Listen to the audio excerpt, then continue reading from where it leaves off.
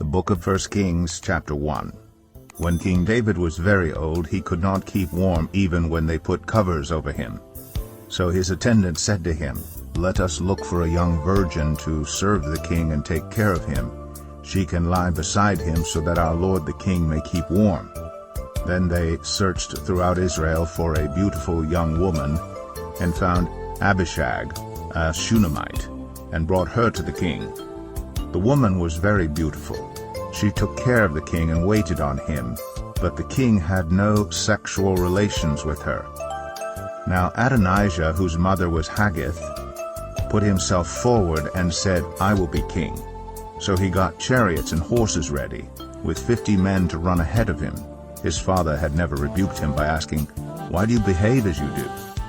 He was also very handsome and was born next after Absalom. Adonijah conferred with Joab, son of Zeruiah, and with Abiathar the priest, and they gave him their support. But Zadok the priest, Benaiah son of Jehoiada, Nathan the prophet, Shimei, and Rei, and David's special guard did not join Adonijah. Adonijah then sacrificed sheep, cattle, and fattened calves at the stone of Zeheleth near En-Rogel. He invited all his brothers, the king's sons, and all the royal officials of Judah. But he did not invite Nathan the prophet, or Benaiah, or the special guard, or his brother Solomon. Then Nathan asked Bathsheba, Solomon's mother, "Have you not heard that Adonijah the son of Haggith has become king, and our lord David knows nothing about it? Now then, let me advise you how you can save your own life and the life of your son Solomon.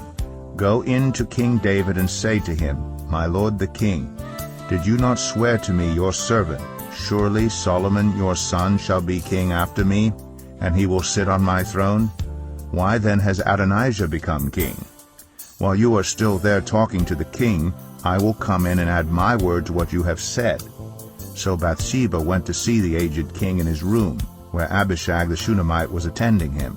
Bathsheba bowed down, prostrating herself before the king. "What is it you want?" the king asked. She said to him, "My lord, you yourself swore to me, your servant, by the Lord your God, Solomon your son shall be king after me, and he will sit on my throne. But now Adonijah has become king, and you, my lord, the king, do not know about it. He has sacrificed great numbers of cattle, fattened calves, and sheep, and has invited all the king's sons, Abiathar the priest, and Joab the commander of the army, but he has not invited Solomon your servant. My lord the king, the eyes of all Israel are on you, to learn from you who will sit on the throne of my lord the king after him. Otherwise, as soon as my lord the king is laid to rest with his ancestors, I and my son Solomon will be treated as criminals." While she was still speaking with the king, Nathan the prophet arrived, and the king was told, "Nathan the prophet is here." So he went before the king and bowed with his face to the ground. Nathan said, "Have you, my lord the king, declared that Adonijah shall be king after you, and that he will sit on your throne? Today he has gone down and sacrificed great numbers of cattle, fattened calves, and sheep. He has invited all the king's sons, the commanders of the army, and Abiathar the priest. Right now they are eating and drinking with him and saying, 'Long live King Adonijah.' But me, your servant, and Zadok the priest, and Benaiah son of Jehoiada, and your servant Solomon, he did not invite. Is this something my lord the king has done without letting his servants know who should sit on the throne of my lord the king after him?" Then King David said, "Call in Bathsheba." So she came into the king's presence and stood before him. The king then took an oath, "As surely as the Lord lives, who has delivered me out of every trouble, I will surely carry out this very day what I swore to you by the Lord, the God of Israel. Solomon your son shall be king after me, and he will sit on my throne in my place." Then Bathsheba bowed down with her face to the ground, prostrating herself before the king, and said, "May my lord King David live forever." King David said, "Call in Zadok the priest, Nathan the prophet, and Benaiah son of Jehoiada." When they came before the king, he said to them, "Take your lord's servants with you, and have Solomon my son mount my own mule and take him down to Gihon. There have Zadok the priest and Nathan the prophet anoint him king over Israel. Blow the trumpet and shout, 'Long live King Solomon!' then you are to go up with him, and he is to come and sit on my throne and reign in my place. I have appointed him ruler over Israel and Judah." Benaiah son of Jehoiada answered the king, "Amen. May the Lord, the God of my lord the king, so declare it. As the Lord was with my lord the king, so may he be with Solomon to make his throne even greater than the throne of my lord King David." So Zadok the priest, Nathan the prophet, Benaiah son of Jehoiada, the Kerethites and the Pelethites went down and had Solomon mount King David's mule, and they escorted him to Gihon. Zadok the priest took the horn of oil from the sacred tent and anointed Solomon. Then they sounded the trumpet, and all the people shouted, "Long live King Solomon!" And all the people went up after him, playing pipes and rejoicing greatly, so that the ground shook with the sound. Adonijah and all the guests who were with him heard it as they were finishing their feast. On hearing the sound of the trumpet, Joab asked, "What's the meaning of all the noise in the city?" Even as he was speaking, Jonathan son of Abiathar the priest arrived. Adonijah said, "Come in. A worthy man like you must be bringing good news." "Not at all," Jonathan answered. "Our lord King David has made Solomon king. The king has sent with him Zadok the priest, Nathan the prophet, Benaiah son of Jehoiada, the Kerethites and the Pelethites, and they have put him on the king's mule. And Zadok the priest and Nathan the prophet have anointed him king at Gihon. From there they have gone up cheering, and the city resounds with it. That's the noise you hear. Moreover, Solomon has taken his seat on the royal throne. Also the royal officials have come to congratulate our lord King David, saying, 'May your God make Solomon's name more famous than yours, and his throne greater than yours.' And the king bowed in worship on his bed and said, 'Praise be to the Lord, the God of Israel, who has allowed my eyes to see a successor on my throne today.' At this all Adonijah's guests rose in alarm and dispersed. But Adonijah, in fear of Solomon, went and took hold of the horns of the altar. Then Solomon was told, 'Adonijah is afraid of King Solomon and is clinging to the horns of the altar. He says, "Let King Solomon swear to me today that he will not put his servant to death with the sword." Solomon replied, "If he shows himself to be worthy, not a hair of his head will fall to the ground, but if evil is found in him, he will die." Then King Solomon sent men, and they brought him down from the altar. And Adonijah came and bowed down to King Solomon, and Solomon said, "Go to your home." 1 Kings 2. When the time drew near for David to die, he gave a charge to Solomon his son.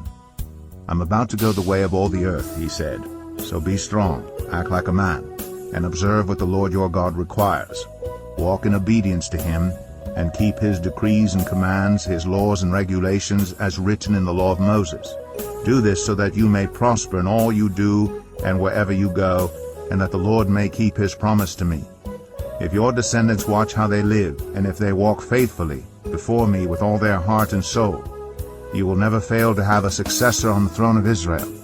Now you yourself know what Joab son of Zeruiah did to me, what he did to the two commanders of Israel's army, Abner son of Ner and Amasa son of Jether. He killed them, shedding their blood in peacetime as if in battle. And with that blood he stained the belt around his waist and the sandals on his feet. Deal with him according to your wisdom, but do not let his gray head go down to the grave in peace.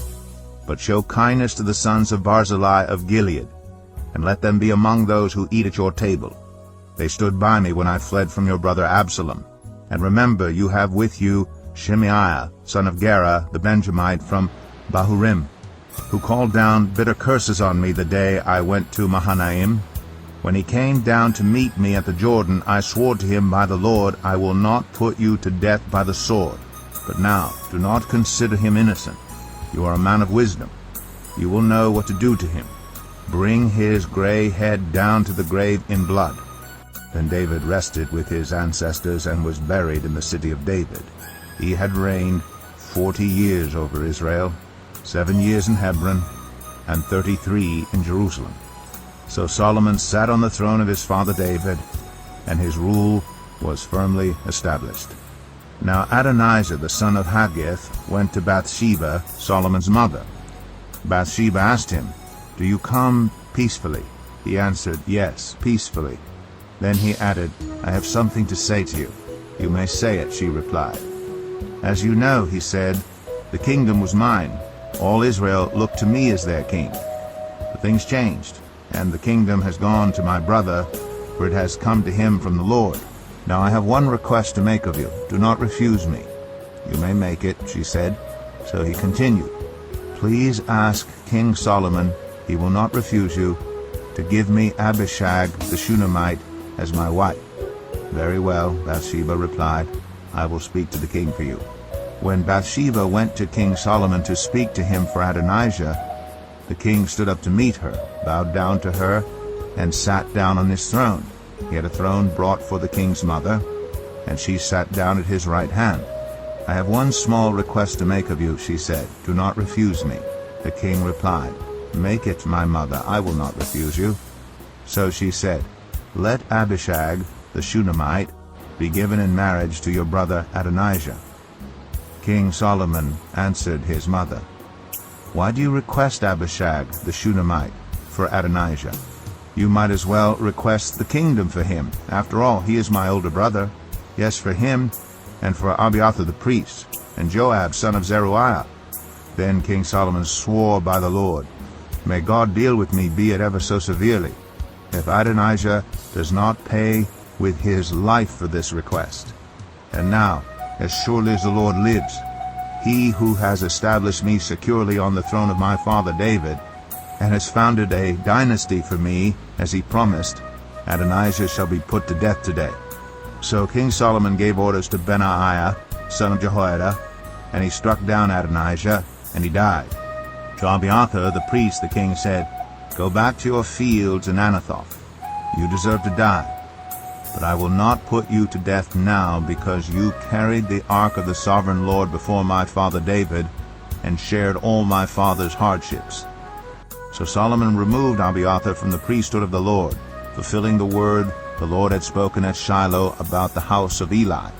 When the news reached Joab, who had conspired with Adonijah, though not with Absalom, he fled to the tent of the Lord, and took hold of the horns of the altar. King Solomon was told that Joab had fled to the tent of the Lord, and was beside the altar. Then Solomon ordered Benaiah, son of Jehoiada, "Go, strike him down." So Benaiah entered the tent of the Lord, and said to Joab, "The king says, 'Come out.'" But he answered, "No, I will die here." Benaiah reported to the king, "This is how Joab answered me." Then the king commanded Benaiah, "Do as he says, strike him down and bury him, and so clear me and my whole family of the guilt of the innocent blood that Joab shed. The Lord will repay him for the blood he shed, because without my father David knowing it, he attacked 2 men and killed them with the sword, both of them, Abner, son of Ner, commander of Israel's army, and Amasa, son of Jether, commander of Judah's army, were better men and more upright than he. May the guilt of their blood rest on the head of Joab and his descendants forever.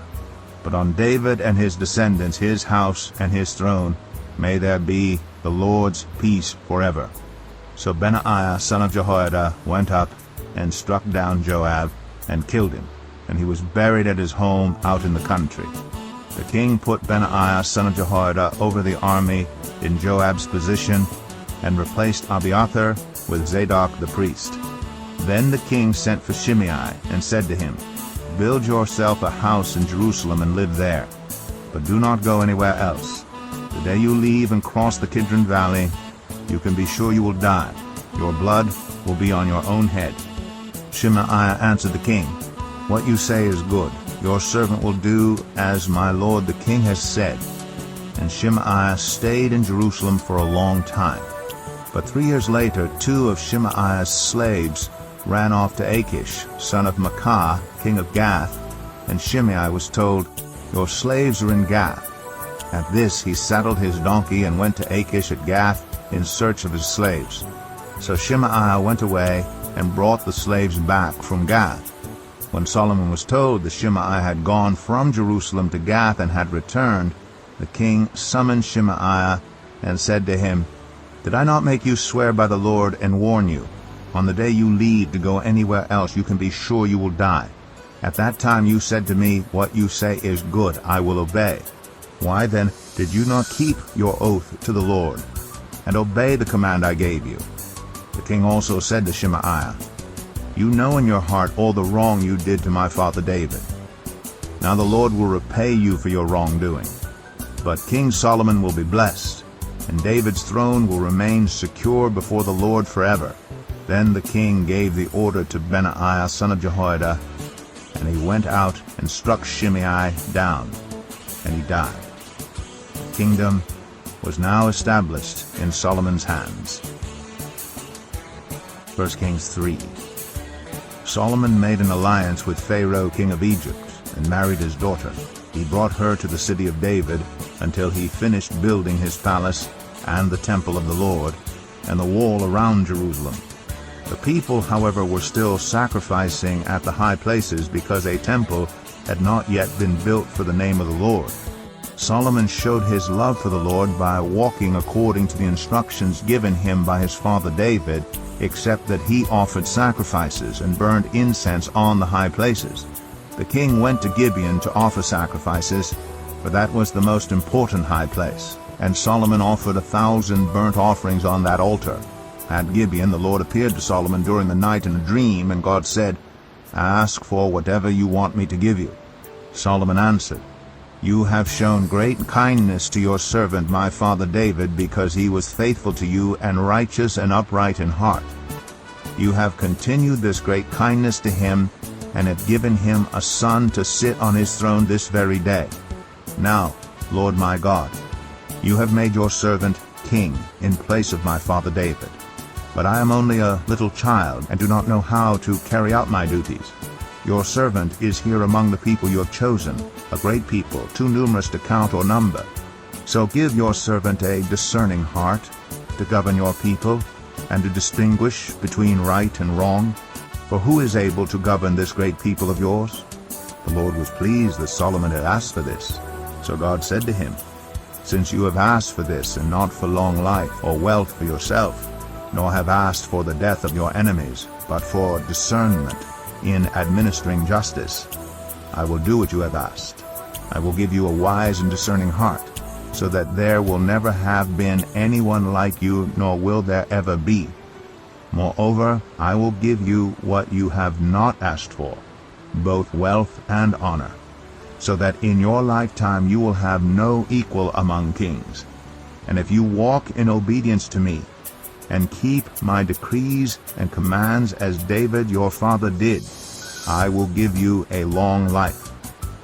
Then Solomon awoke, and he realized it had been a dream. He returned to Jerusalem, stood before the ark of the Lord's covenant, and sacrificed burnt offerings and fellowship offerings. Then he gave a feast for all his court. Now 2 prostitutes came to the king and stood before him. One of them said, Pardon me, my lord, this woman and I live in the same house, and I had a baby while she was there with me. The 3rd day after my child was born, this woman also had a baby. We were alone. There was no one in the house but the 2 of us. During the night this woman's son died because she lay on him. So she got up in the middle of the night and took my son from my side, while I, your servant, was asleep. She put him by her breast, and put her dead son by my breast. The next morning I got up to nurse my son, and he was dead. But when I looked at him closely in the morning light, I saw that it wasn't the son I had born. The other woman said, No, the living one is my son, the dead one is yours. But the first one insisted, No, the dead one is yours, the living one is mine. And so they argued before the king. The king said, This one says my son is alive and your son is dead, while that one says, No, your son is dead and mine is alive. Then the king said, Bring me a sword. So they brought a sword for the king. He then gave an order, Cut the living child in 2 and give half to one and half to the other. The woman whose son was alive was deeply moved out of love for her son, and said to the king, Please, my lord, give her the living baby. Don't kill him. But the other said, Neither I nor you shall have him. Cut him in 2. Then the king gave his ruling. Give the living baby to the first woman. Do not kill him. She is his mother. When all Israel heard the verdict the king had given, they held the king in awe, because they saw that he had wisdom from God to administer justice. 1 Kings 4. So King Solomon ruled over all Israel, and these were his chief officials: Azariah, son of Zadok the priest, Elihoreph and Ahijah, sons of Shishak, secretaries, Jehoshaphat, son of Ahilud, recorder, Benaiah, son of Jehoiada, commander-in-chief, Zadok and Abiathar, priests, Azariah, son of Nathan, in charge of the district governors, Zabud, son of Nathan, a priest and advisor to the king, Ahishar, palace administrator, Adoniram, son of Abda, in charge of forced labor. Solomon had 12 district governors over all Israel, who supplied provisions for the king and the royal household. Each one had to provide supplies for 1 month in the year. These are their names: Ben-Hur, in the hill country of Ephraim; Ben-Decker, in Makaz; Shalbim, Beth-Shemesh, and Elon, Beth-Hanan; Ben-Hesed, in Arabath. Soko and all the land of Hepher were his. Ben-Abinadab, in Naphoth Dor, he was married to Taphath, daughter of Solomon. Banah, son of Ahilud, in Tanakh and Megiddo, and in all of Bethshan, next to Zarathan, below Jezreel, from Bethshan to Abel Meholah, across to Jokmeam. Ben-Geber, in Ramoth Gilead. The settlements of Jair, son of Manasseh, and Gilead were his, as well as the region of Argob and Bashan, and its 60 large walled cities with bronze gate bars. Ahinadab, son of Edo, in Mahanaim; Ahimaaz, in Naphtali. He had married Basemath, daughter of Solomon; Banah, son of Hushai, in Asher and in Aloth; Jehoshaphat, son of Paruah, in Issachar; Shimei, son of Elah, in Benjamin; Geber, son of Uri, in Gilead, the country of Sihon, king of the Amorites, and the country of Og, king of Bashan. He was the only governor over the district. The people of Judah and Israel were as numerous as the sand on the seashore. They ate, they drank, and they were happy. And Solomon ruled over all the kingdoms from the Euphrates River to the land of the Philistines, as far as the border of Egypt. These countries brought tribute, and were Solomon's subjects all his life. Solomon's daily provisions were 30 cors of the finest flour, and 60 cors of meal, 10 head of stall-fed cattle, 20 of pasture-fed cattle, and 100 sheep and goats, as well as deer, gazelle, roebucks, and choice fowl. For he ruled over all the kingdoms west of the Euphrates River, from Tiphsah to Gaza, and had peace on all sides. During Solomon's lifetime, Judah and Israel, from Dan to Beersheba, lived in safety, everyone under their own vine and under their own fig tree. Solomon had 4,000 stalls for chariot horses and 12,000 horses. The district governors, each in his month, supplied provisions for King Solomon and all who came to the king's table. They saw to it that nothing was lacking. They also brought to the proper place their quotas of barley and straw for the chariot horses and the other horses. God gave Solomon wisdom and very great insight, and a breadth of understanding as measureless as the sand on the seashore. Solomon's wisdom was greater than the wisdom of all the people of the East, and greater than all the wisdom of Egypt. He was wiser than anyone else, including Ethan the Ezrahite, wiser than Heman, Calcol, and Darda, the sons of Mahol, and his fame spread to all the surrounding nations. He spoke 3,000 proverbs, and his songs numbered 1,005. He spoke about plant life, from the cedar of Lebanon to the hyssop that grows out of walls. He also spoke about animals and birds, reptiles and fish. From all nations people came to listen to Solomon's wisdom, sent by all the kings of the world who had heard of his wisdom. 1 Kings 5. When Hiram, king of Tyre, heard that Solomon had been anointed king to succeed his father David, he sent his envoys to Solomon, because he had always been on friendly terms with David. Solomon sent back this message to Hiram. You know that because of the wars waged against my father David from all sides, he could not build a temple for the name of the Lord his God until the Lord put his enemies under his feet. But now the Lord my God has given me rest on every side, and there is no adversary or disaster. I intend therefore to build a temple for the name of the Lord my God, as the Lord told my father David when he said, Your son, whom I will put on the throne in your place, will build the temple for my name. So give orders that cedars of Lebanon be cut for me. My men will work with yours, and I will pay you for your men whatever wages you set.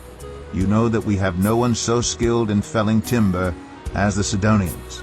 When Hiram heard Solomon's message, he was greatly pleased and said, Praise be to the Lord today, for he has given David a wise son to rule over this great nation.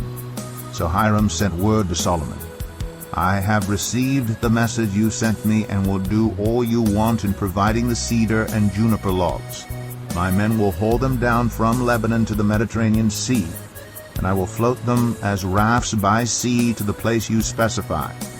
There I will separate them, and you can take them away. And you are to grant my wish by providing food for my royal household. In this way Hiram kept Solomon supplied with all the cedar and juniper logs he wanted.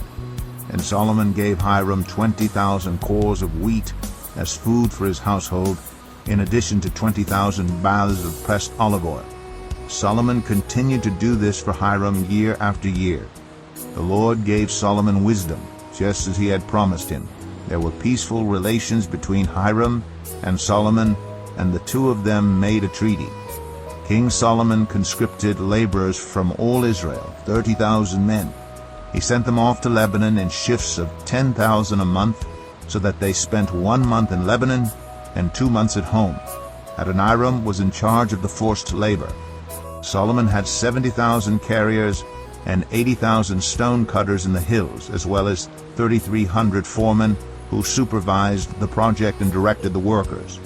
At the king's command, they removed from the quarry large blocks of high-grade stone to provide a foundation of dressed stone for the temple.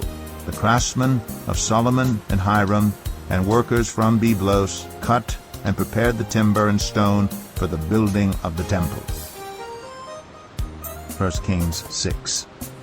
In the 480th year after the Israelites came out of Egypt, in the 4th year of Solomon's reign over Israel, in the month of Ziv, the 2nd month, he began to build the temple of the Lord. The temple that King Solomon built for the Lord was 60 cubits long, 20 wide, and 30 high. The portico at the front of the main hall of the temple extended the width of the temple, that is 20 cubits, and projected 10 cubits from the front of the temple. He made narrow windows high up in the temple walls. Against the walls of the main hall and inner sanctuary, he built a structure around the building in which there were side rooms. The lowest floor was 5 cubits wide, the middle floor 6 cubits, and the third floor 7. He made offset ledges around the outside of the temple so that nothing would be inserted into the temple walls. In building the temple, only blocks dressed at the quarry were used, and no hammer, chisel, or any other iron tool was heard at the temple site while it was being built. The entrance to the lowest floor was on the south side of the temple. A stairway led up to the middle level and from there to the third. So he built the temple and completed it, roofing it with beams and cedar planks. And he built the side rooms all along the temple. The height of each was 5 cubits, and they were attached to the temple by beams of cedar. The word of the Lord came to Solomon, As for this temple you are building, if you follow my decrees, observe my laws, and keep all my commands and obey them, I will fulfill through you the promise I gave to David your father, and I will live among the Israelites, and will not abandon my people Israel. So Solomon built the temple and completed it. He lined its interior walls with cedar boards, paneling them from the floor of the temple to the ceiling, and covered the floor of the temple with planks of juniper.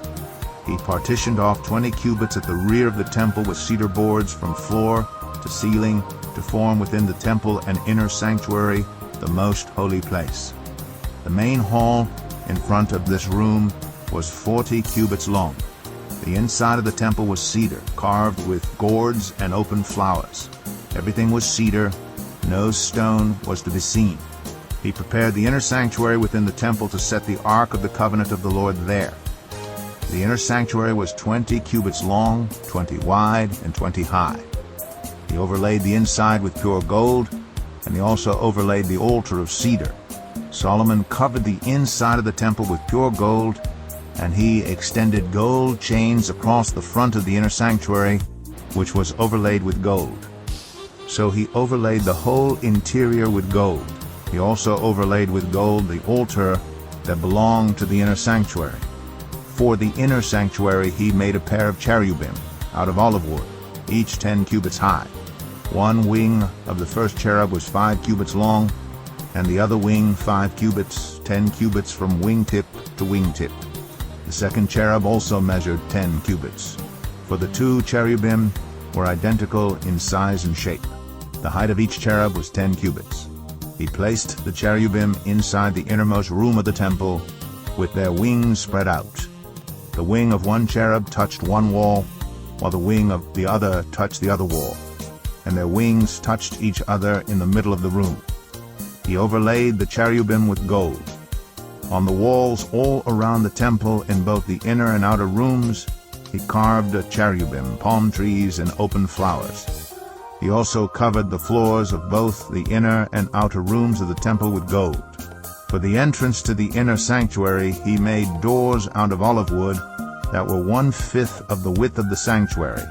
And on the 2 olive wood doors he carved a cherubim, palm trees, and open flowers, and overlaid the cherubim and palm trees with hammered gold.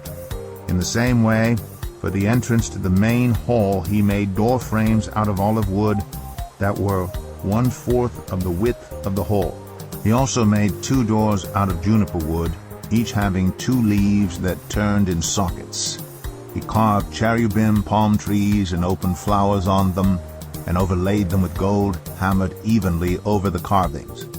And he built the inner courtyard of 3 courses of dressed stone, and 1 course of trimmed cedar beams.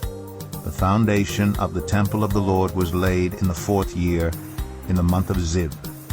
In the 11th year, in the month of Bul, the 8th month, the temple was finished in all its details according to its specifications. He had spent 7 years building it. 1 Kings 7. It took Solomon 13 years, however, to complete the construction of his palace.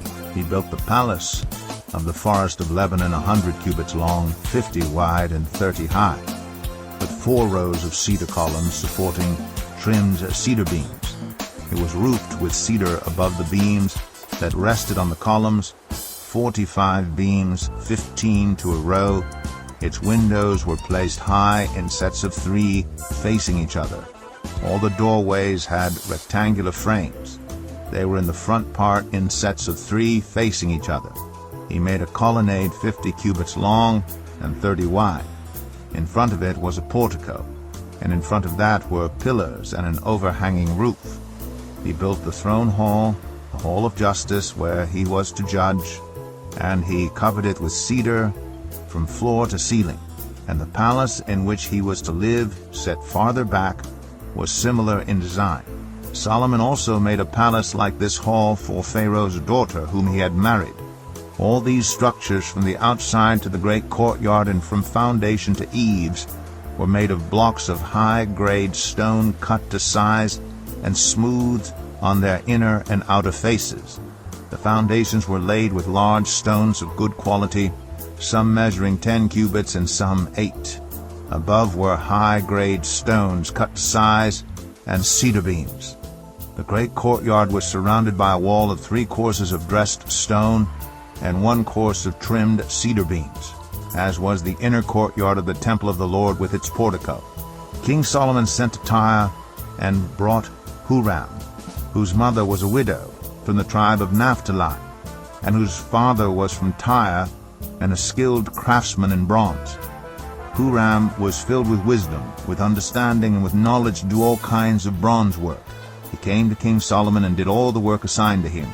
He cast 2 bronze pillars, each 18 cubits high and 12 cubits in circumference. He also made 2 capitals of cast bronze to set on the tops of the pillars. Each capital was 5 cubits high. A network of interwoven chains adorned the capitals on top of the pillars, 7 for each capital. He made pomegranates in 2 rows encircling each network to decorate the capitals on top of the pillars. He did the same for each capital. The capitals on top of the pillars in the portico were in the shape of lilies, 4 cubits high. On the capitals of both pillars above the bowl-shaped part next to the network were the 200 pomegranates in rows all around. He erected the pillars at the portico of the temple. The pillar to the south he named Jachin, and the one to the north Boaz. The capitals on top were in the shape of lilies, and so the work on the pillars was completed.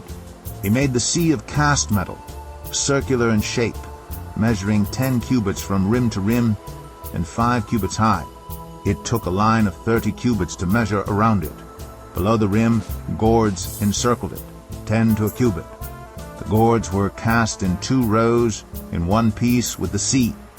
The sea stood on 12 bulls, 3 facing north, 3 facing west, 3 facing south, and 3 facing east. The sea rested on top of them, and their hindquarters were toward the center. It was a handbreadth in thickness, and its rim was like the rim of a cup, like a lily blossom. It held 2,000 baths. He also made 10 movable stands of bronze. Each was 4 cubits long, 4 wide, and 3 high. This is how the stands were made. They had side panels attached to uprights. On the panels between the uprights were lions, bulls, and cherubim, and on the uprights as well. Above and below the lions and bulls were wreaths of hammered work. Each stand had 4 bronze wheels with bronze axles, and each had a basin resting on 4 supports, cast with wreaths on each side. On the inside of the stand there was an opening that had a circular frame 1 cubit deep. This opening was round, and with its base work it measured 1.5 cubits. Around its opening there was engraving. The panels of the stands were square, not round. The 4 wheels were under the panels, and the axles of the wheels were attached to the stand. The diameter of each wheel was 1.5 cubits. The wheels were made like chariot wheels. The axles, rims, spokes, and hubs were all of cast metal. Each stand had 4 handles, 1 on each corner, projecting from the stand. At the top of the stand there was a circular band 0.5 cubit deep. The supports and panels were attached to the top of the stand. He engraved cherubim, lions, and palm trees on the surfaces of the supports and on the panels in every available space, with wreaths all around. This is the way he made the 10 stands. They were all cast in the same molds and were identical in size and shape.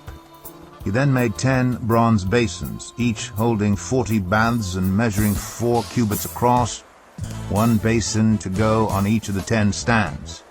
He placed 5 of the stands on the south side of the temple and 5 on the north. He placed the sea on the south side at the southeast corner of the temple.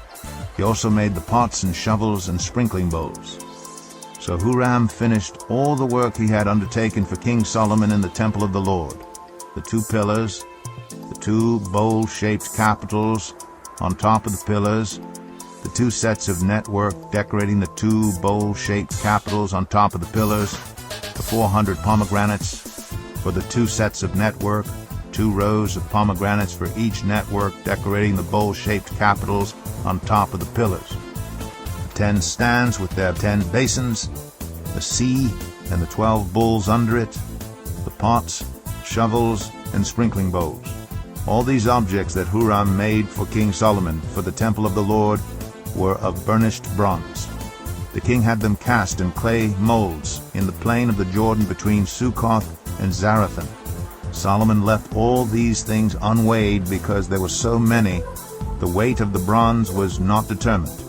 Solomon also made all the furnishings that were in the Lord's temple: the golden altar, the golden table on which was the bread of the presence, the lampstands of pure gold, 5 on the right and 5 on the left, in front of the inner sanctuary, the gold floral work, and lamps and tongs, pure gold basins, wick trimmers, sprinkling bowls, dishes, and censers, and the gold sockets for the doors of the innermost room, the most holy place, and also for the doors of the main hall of the temple. When all the work King Solomon had done for the temple of the Lord was finished, he brought in the things his father David had dedicated, the silver and gold and the furnishings, and he placed them in the treasuries of the Lord's temple. 1 Kings 8. Then King Solomon summoned into his presence at Jerusalem the elders of Israel, all the heads of the tribes and the chiefs of the Israelite families, to bring up the ark of the Lord's covenant from Zion, the city of David. All the Israelites came together to King Solomon at the time of the festival in the month of Ethanim, the 7th month. When all the elders of Israel had arrived, the priests took up the ark, and they brought up the ark of the Lord in the tent of meeting, and all the sacred furnishings in it.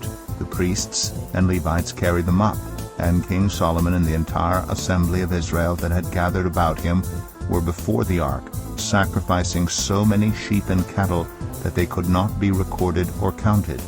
The priests then brought the ark of the Lord's covenant to its place in the inner sanctuary of the temple, the most holy place, and put it beneath the wings of the cherubim. The cherubim spread their wings over the place of the ark and overshadowed the ark and its carrying poles. These poles were so long that their ends could be seen from the holy place in front of the inner sanctuary, but not from outside the holy place, and they are still there today. There was nothing in the ark except the 2 stone tablets that Moses had placed in it at Horeb, where the Lord made a covenant with the Israelites after they came out of Egypt. When the priests withdrew from the holy place, the cloud filled the temple of the Lord, and the priests could not perform their service because of the cloud, for the glory of the Lord filled his temple. Then Solomon said, "The Lord has said that he would dwell in a dark cloud. I have indeed built a magnificent temple for you, a place for you to dwell forever." While the whole assembly of Israel was standing there, the king turned around and blessed them.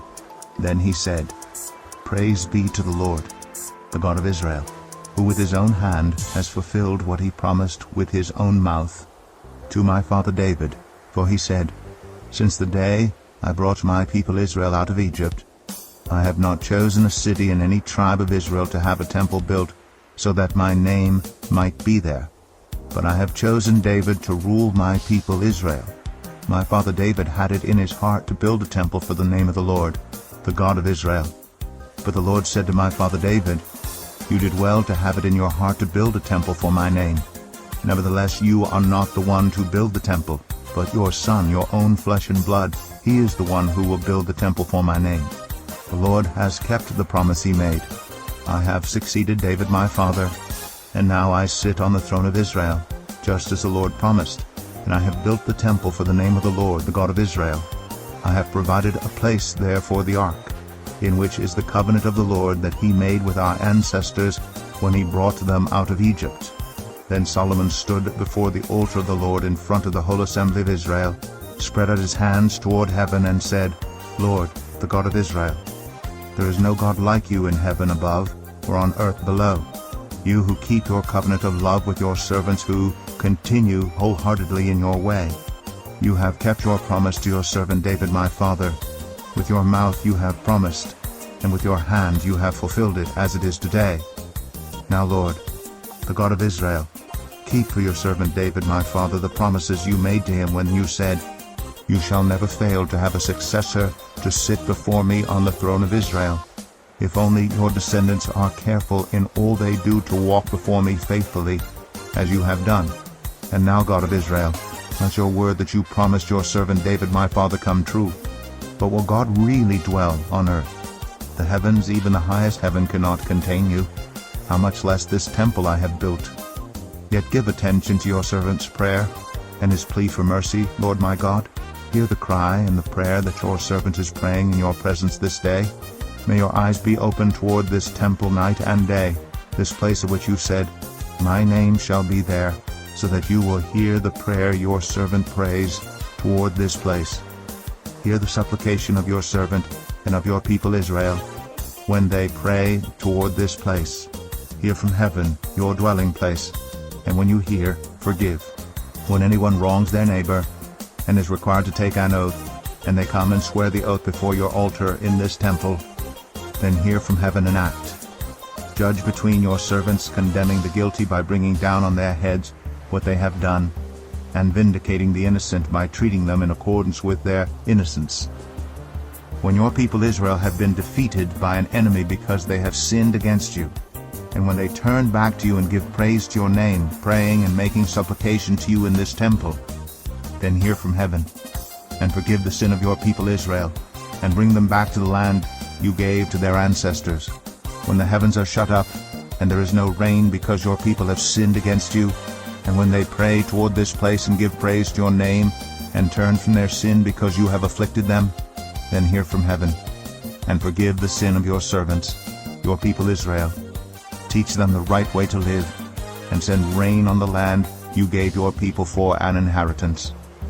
When famine or plague comes to the land, or blight, or mildew, locusts, or grasshoppers, or when an enemy besieges them in any of their cities, whatever disaster or disease may come, and when a prayer or plea is made by anyone among your people Israel, being aware of the afflictions of their own hearts, and spreading out their hands toward this temple, then hear from heaven your dwelling place.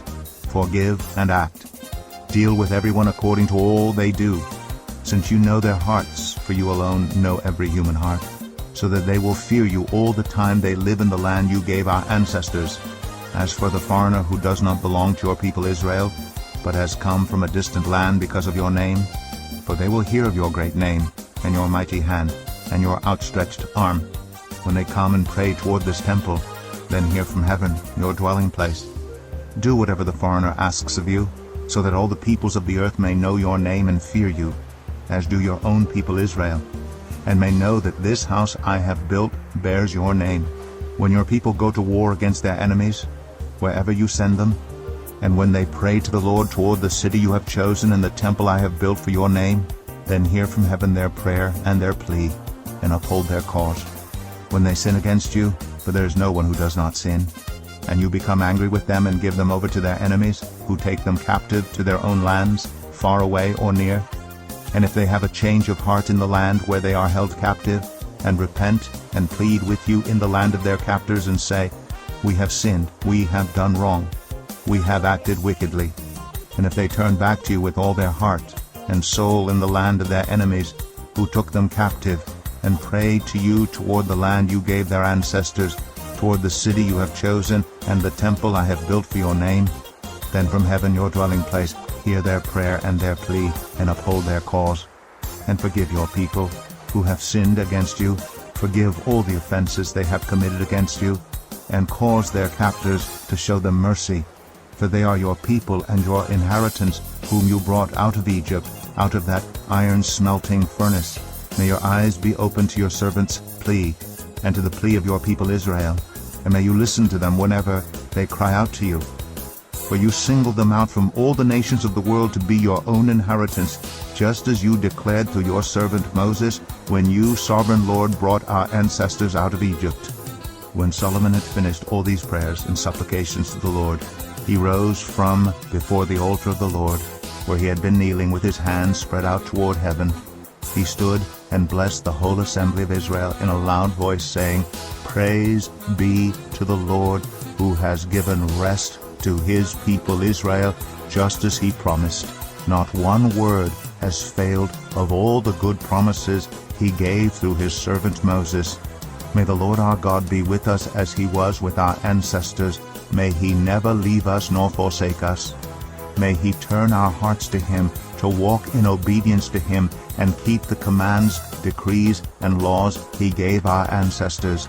And may these words of mine which I have prayed before the Lord be near to the Lord our God day and night, that he may uphold the cause of his servant and the cause of his people Israel according to each day's need, so that all the peoples of the earth may know that the Lord is God, and that there is no other. And may your hearts be fully committed to the Lord our God, to live by his decrees and obey his commands as at this time. Then the king and all Israel with him offered sacrifices before the Lord. Solomon offered as sacrifice of fellowship offerings to the Lord 22,000 cattle and 120,000 sheep and goats. So the king and all the Israelites dedicated the temple of the Lord. On that same day, the king consecrated the middle part of the courtyard in front of the temple of the Lord. And there he offered burnt offerings, grain offerings, and the fat of the fellowship offerings, because the bronze altar that stood before the Lord was too small to hold the burnt offerings, the grain offerings, and the fat of the fellowship offerings. So Solomon observed the festival at that time, and all Israel with him, a vast assembly, people from Lebo Hamath to the Wadi of Egypt. They celebrated it before the Lord our God for 7 days, and 7 days more, 14 days in all. On the following day he sent the people away. They blessed the king, and then went home, joyful and glad in heart for all the good things the Lord had done for his servant David and his people Israel. 1 Kings 9. When Solomon had finished building the temple of the Lord and the royal palace, and had achieved all he had desired to do, the Lord appeared to him a second time, as he had appeared to him at Gibeon. The Lord said to him, I have heard the prayer and plea you have made before me. I have consecrated this temple, which you have built by putting my name there forever. My eyes and my heart will always be there. As for you, if you walk before me faithfully, with integrity of heart and uprightness, as David your father did, and do all I command, and observe my decrees and laws, I will establish your royal throne over Israel forever, as I promised David your father when I said, You shall never fail to have a successor on the throne of Israel. But if you or your descendants turn away from me, and do not observe the commands and decrees I have given you, and go off to serve other gods, and worship them, then I will cut off Israel from the land I have given them, and will reject this temple I have consecrated for my name.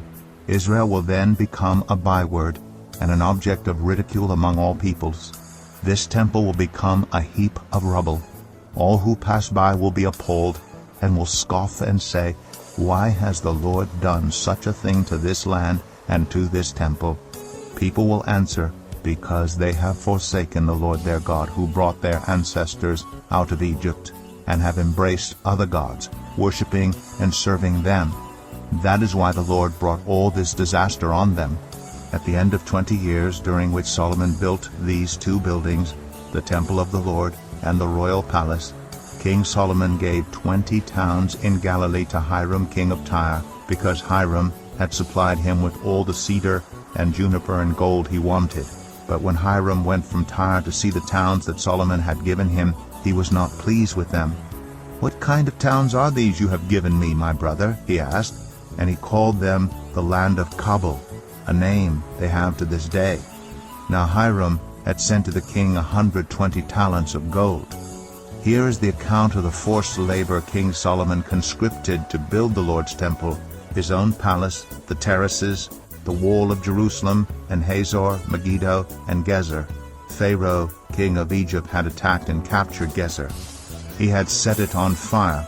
He killed its Canaanite inhabitants, and then gave it as a wedding gift to his daughter, Solomon's wife. And Solomon rebuilt Gezer. He built up Lower Beth-horon, Baalath, and Tadmor in the desert within his land, as well as all his store cities, and the towns for his chariots and for his horses, whatever he desired to build in Jerusalem, in Lebanon, and throughout all the territory he ruled. There were still people left from the Amorites, Hittites, Perizzites, Hivites, and Jebusites. These people were not Israelites.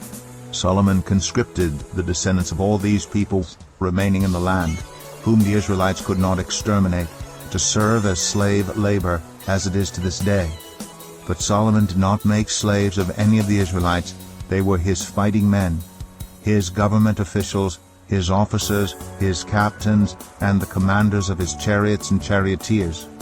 They were also the chief officials in charge of Solomon's projects, 550 officials supervising those who did the work. After Pharaoh's daughter had come up from the city of David to the palace Solomon had built for her, he constructed the terraces. 3 times a year Solomon sacrificed burnt offerings and fellowship offerings on the altar he had built for the Lord, burning incense before the Lord along with them, and so fulfilled the temple obligations. King Solomon also built ships at Ezion-Geber, which is near Elath in Edom, on the shore of the Red Sea.